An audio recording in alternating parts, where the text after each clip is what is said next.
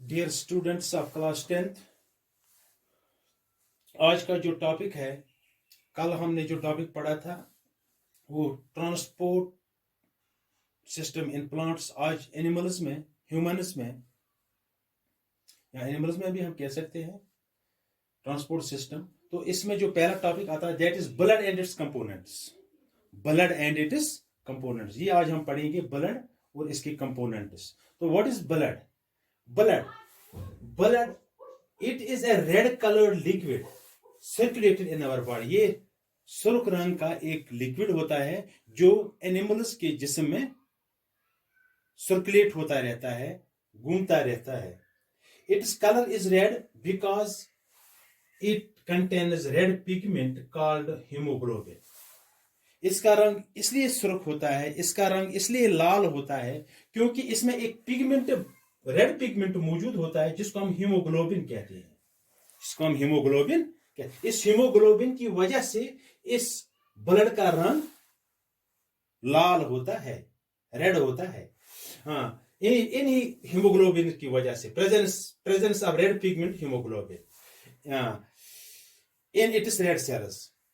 It is connective tissue. ये जो है ब्लड जो है ये कनेक्टिव टिश्यू है। It connects, or we can say that it circulates in our body and transports many things from one part of the body to another part, because it transports many things, not only gases but many things like food, like hormones, like salts, like urea, like proteins. All these things are being transported by this liquid, by this blood, in animal's body or in human's body from one part to another part. So we can say that it is a connective tissue, slightly alkaline in nature, but its nature is alkaline. Its nature is alkaline. This blood liquid is alkaline in nature, and its pH range is 7.3 to 7.5. its range pH value जो इसका है 7.3 to 7.5 होता है इसका pH value. it is also called a river of life. It is also called this blood is called a river of life, क्योंकि ये दरियाव की तरह चलता रहता है हमारे जिस्म में या एनिमल्स के जिस्म में। ये घूमता रहता है, मूवमेंट में रहता है, इसीलिए इसको कहा जाता है river of life. River of life भी, इसको ब्लड को रिवर ऑफ लाइफ भी कहा जाता है। तो an average human being has about, अगर हम एक नॉर्मल इंसान को लेंगे, जो एवरेजन होता है, एवरेज जो होता है, नॉर्मल होता है, तो उसके जिस्म में कितना खून होता है? 5.5 लीटर्स, 5.5 लीटर ब्लड इसके जिस्म में होता है, एक नॉर्मल इंसान के जिस्म में। It consists of 4 things. इसमें 4 चीजें होती है, इस ब्लड में 4 चीजें होती है। Number 1 is plasma, number 2 is red blood cells, corpuscles, इनको हम या इर्थोसाइट्स भी कहते हैं। Number 2 is white blood cells, इनको ल्यूकोसाइट्स कहा जाता है। And number 3 is number 1 is plasma, number 2 is red blood cells, इनको इर्थोसाइट्स कहा जाता है, इर्थोसाइट्स भी इसको कहते हैं। Number 3 is white blood cells, इनको ल्यूकोसाइट्स भी कहा जाता है। और नंबर 4 इज प्लेटलेट्स, इनको थ्रोम्बोसाइट्स भी कहा जाता है। तो ये 4 चीजें इस ब्लड में होती है। तो पहला हम उठाएंगे plasma. What is plasma? Plasma, liquid part of the blood is called plasma. जो इस खून का लिक्विड हिस्सा होता है, रकीक हिस्सा होता है, उसको प्लाज्मा कहते हैं। It is colourless. ये लिक्विड जो होता है, प्लाज्मा जो लिक्विड होता है, ये कलरलेस होता है। कंसिस्ट मेनली ऑफ, इसमें क्या होता है? पानी होता है विद मनी सबस्टेंस। एक पानी होता है इसमें और कुछ सबस्टेंस इसमें जुड़े होते हैं, लाइक प्रोटीन्स भी होते हैं इसमें, डाइजेस्टेड फूड भी होता है इसमें, साल्ट भी होता है इसमें, वेस्ट्स भी होते हैं इसमें और हार्मोन्स भी होते हैं, क्योंकि इन चीजों को ये ट्रांसपोर्ट करता रहता है जिस्म के एक हिस्से से दूसरे हिस्से तक। It carries all these dissolved substance, ये डिजॉल्व्ड सब्सटेंसेस जो इसमें होते हैं इस प्लाज्मा में, डिजॉल्व्ड सब्सटेंस ये इनको कैरी करता है from one part two another part of the body, इनको कैरी करता है एक जगह से दूसरी जगह ले जाता है। The three types of cells जो और है इसके अलावा, प्लाज्मा के अलावा, red blood cells, white blood cells, platelets, ये तीनों की फ्लोटिंग इन दिस लिक्विड, ये इसी लिक्विड में होते हैं, इस प्लाज्मा में होते हैं, ये इसमें फ्लोटिंग में रहते हैं, ये इसी में फ्लोट होते हैं और इसी की वजह से ये मूवमेंट करते रहते हैं, एक जगह से दूसरी जगह जाते रहते हैं। इसलिए कहता है the three types of cells, red blood cells, white blood cells and platelets keep floating in this liquid, ये इसी लिक्विड में कीप फ्लोटिंग में रहते हैं। तो ये पहला टाइप है। दूसरा type red blood cells. The red blood cells are red in colour, ये रेड ब्लड सेल्स जो होते हैं इनका रंग सुर्ख होता है, लाल होता है, red colour, due to the presence of, लेकिन इनका कलर लाल इसलिए होता है क्योंकि इसमें एक रेड पिगमेंट होता है रेड ब्लड सेल्स में जिसको हम हीमोग्लोबिन कहते हैं। They are biconcave disc like, इनकी शक्ल कैसे होती है, बाइकनकेव होता है, डिस्क लाइक होता है, फ्लैट एट द सेंटर, बीच में मोटे होते हैं, flat at the centre, thick and rounded, मोटे भी होते हैं और ये इस तरह होता है, इनकी शक्ल इस तरह होती है, इस तरह बीच में मोटे और साइडों में पतली होती है। हाँ, तो इस तरह होती है, लेकिन राउंड होती है, गोल होती है, गोल शक्ल होती है इनकी, इन रेड ब्लड सेल्स की। तो इट इज प्रोड्यूस्ड, ये बनता कहां है, रेड ब्लड सेल्स कहां बनता है, it is produced in bone marrow, ये बोन मैरो में बनता है, जो बोन मैरो, हड्डियों में जो बोन मैरो होता है उसमें ये रेड ब्लड सेल्स बनते हैं। दे आर अबाउट, तो इनका तादाद कितना, इन सेल्स का, ये लिविंग सेल्स है, इनका तादाद कितना होता है 5 to 5.5 million, 5 to 5.5 million cubic millimetre of blood में ये इनका रेंज होता है खून में। और इनका काम क्या है, रेड ब्लड सेल्स का काम, मेन मकसद जो है इनका काम, इनकी फंक्शन क्या है, they carry oxygen from lungs to all the cells of the body, तो इनका काम यही होता है कि ये लंग्स से ऑक्सीजन को उठाते हैं, इसको जिस्म के हर एक सेल तक पहुंचाते हैं उस ऑक्सीजन को।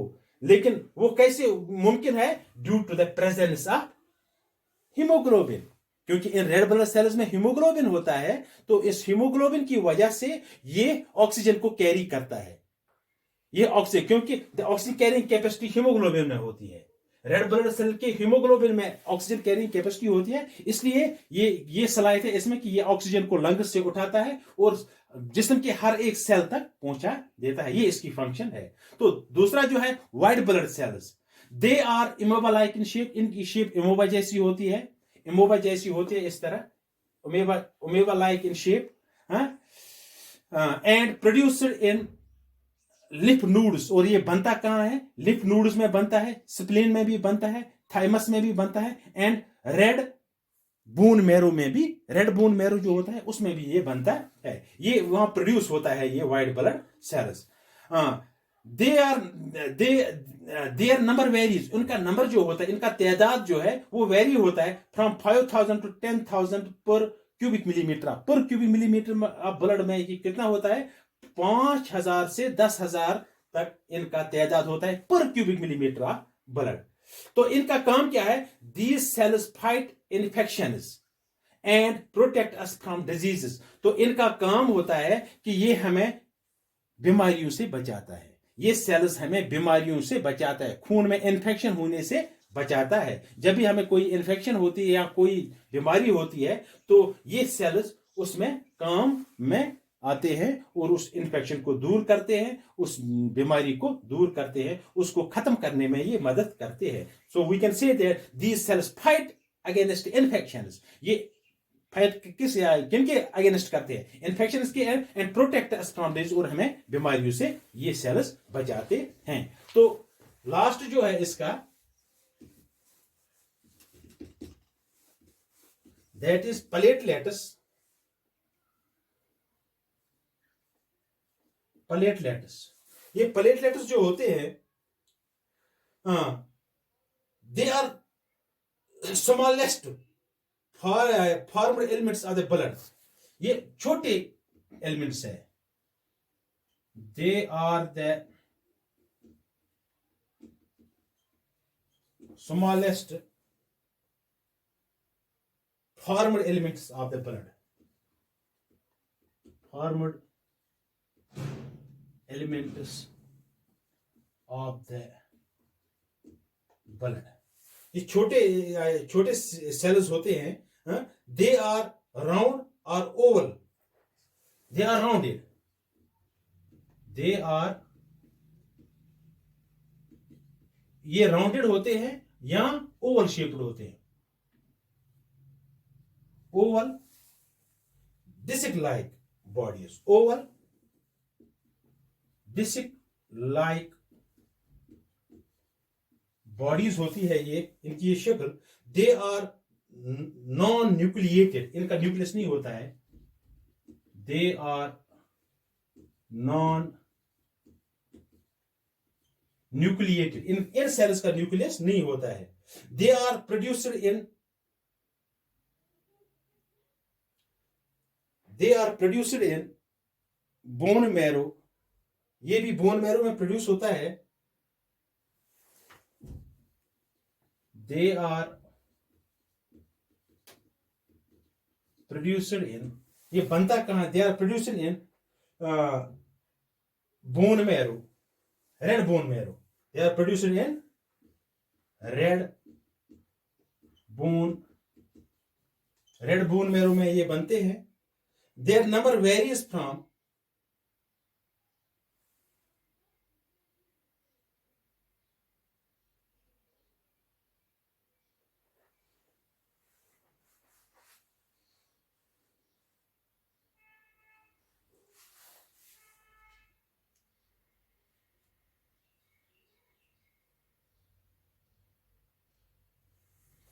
सॉरी यहां थोड़ा ये, they are non nucleated, non nucleated होती है।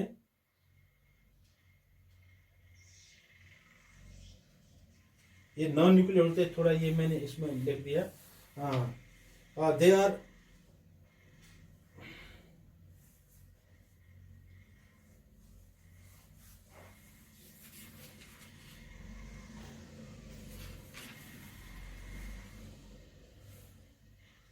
हाँ यहां थोड़ा इसमें,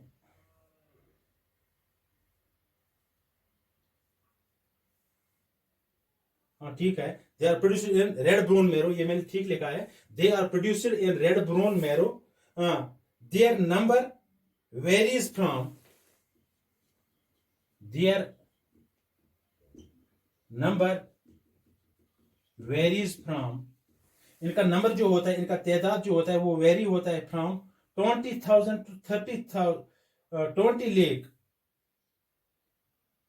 2 lakh to, sorry 2 lakh to 5 lakh, 2 lakh to 5 lakh, 2 lakh, 2 lakh to 30 lakh, sorry 2 lakh to 30 lakh, या सॉरी 2 lakh to 3 lakh ही आता है ये मैं यहाँ थोड़ा कंफ्यूजन हुआ है। 2 lakh to 3 lakh ही है, 2 lakh to 3 lakh पर क्यूबिक मिलीमीटर ऑफ ब्लड, पर क्यूबिक मिलीमीटर ऑफ ब्लड में इनका तादाद जो होता है 2 लाख to 3 लाख होता है पर क्यूबिक मिलीमीटर ऑफ ब्लड में। And it size is about, और इनका साइज जो होता है, साइज इनका होता है, इनका साइज होता है, छोटा साइज है इनका 3 to 4 माइक्रोमीटर, 2 to 3 माइक्रोमीटर इनका इन डायमीटर होता है, in diameter, in diameter, in diameter. तो ये इनका ये थोड़ा बहुत इनकी स्ट्रक्चर के बारे में मैंने लिखा। अब इनकी फंक्शन क्या है? फंक्शन इनकी है, platelets help in the coagulation of blood,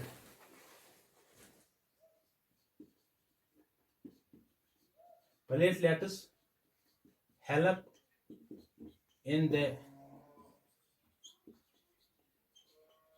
coagulation of, ये इनकी फंक्शन है coagulation of blood,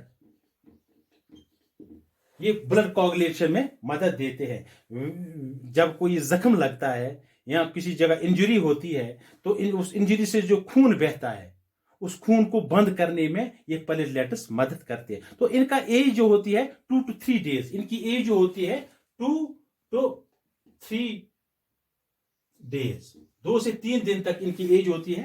इनकी एज बहुत कम होती है, तो इनका यही काम होता है, ये ब्लड कोगुलेशन में मदद देते हैं। जब भी कोई वाउंड लगता है, जख्म लगता है, इंजरी लगती है, तो उस वक्त जो ब्लड जो होता है वो ऑटोमेटिकली क्लॉट हो जाता है, वो ऑटोमेटिकली उस जख्म से खून बहना बंद हो जाता है। वो क्यों बंद हो जाता है? इन्हीं प्लेटलेट्स की वजह से वो खून बहना बंद हो जाता है, क्योंकि वो ये प्लेटलेट्स जो होते हैं ये उस जख्म को क्लॉट कर देते हैं, उससे खून को बाहर निकलने नहीं देते हैं। तो ये आज का टॉपिक था, कल इसी का रिलेटेड दूसरा टॉपिक हम उठाएंगे। Okay, thank you.